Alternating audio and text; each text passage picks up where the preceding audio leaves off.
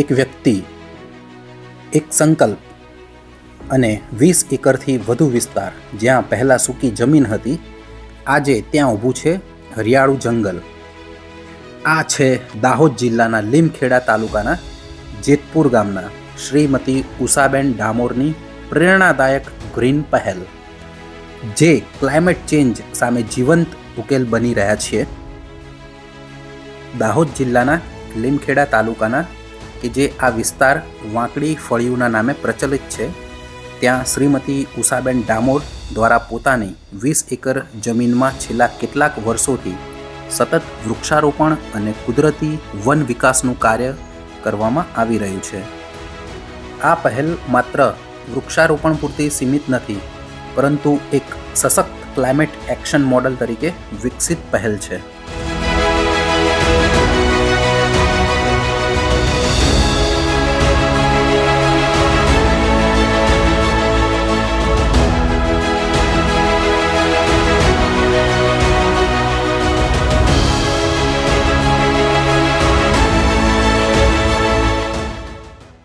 Madam, તમે જણાવશો કે અહીંયા કેટલા પ્રકારના વૃક્ષો છે? ટોટલ કેટલા વૃક્ષોનું વાવેતર આ જમીન ઉપર આપણે કર્યું? મારી પાસે શાક લગભગ 15 થી 20 હજાર હશે. 15 થી 20 હજાર શાકનું નિર્માણ કર્યું છે. ઓહો. અને સેવન લગભગ 2 થી 3 હજાર છે. લીમડા પણ 3 થી 5 હજાર હશે.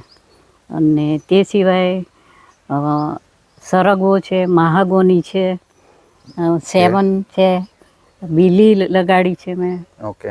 સીતાફળ, આંબળા મેં 700 લગાડ્યા હતા. પછી આંબો છે. હા, આંબા છે, પછી લીંબુ છે, જે પણ વેરાયટી મળી એ લગાડી, એવું કર્યું. એટલે તમે મિત્રો જોઈ શકો છો, અહીંયા આખું જે પાછળ જે ડેન્સ ફોરેસ્ટ વાવેતર કર્યું છે. લીમડો જે છે એ 24 અવર્સ તમને ઓક્સિજન આપે છે. પીપળો અહીંયા વાયેલા છે. વડના વૃક્ષો છે અહીં. વડનું વડ તો નદીમાં જ છે. વડ નદી આગળ છે. હા. પછી જે આ વાંકડી નદીનો શું ઇતિહાસ છે એ તમે ડિટેલમાં જણાવશો કે એમાં તમે નદીનું કેવી રીતના ધોવાણ અટકાયું અને શું પ્રોસેસ કરી હતી તમે? મારા જમીનની 3 ભાગમાં નદી જ વહે છે. એટલે પહેલાં વરસાદ જ્યારે વધારે આવતો હતો ત્યારે પૂર નદી છેક અમારા જમીનમાં આવતી હતી. ઓકે. એટલે પછી ધોવાણ સારું એવું થતું હતું.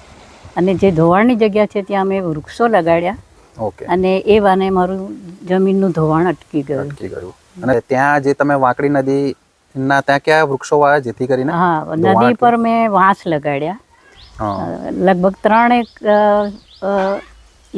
લાઈનમાં મેં વાંસ લગાડેલા છે. એ પછી સાગ લગાડ્યા મેં, પછી નીલગીરી બી લગાડી. ઓકે. એ રીતે મારું ધોવાણ અટકી ગયું.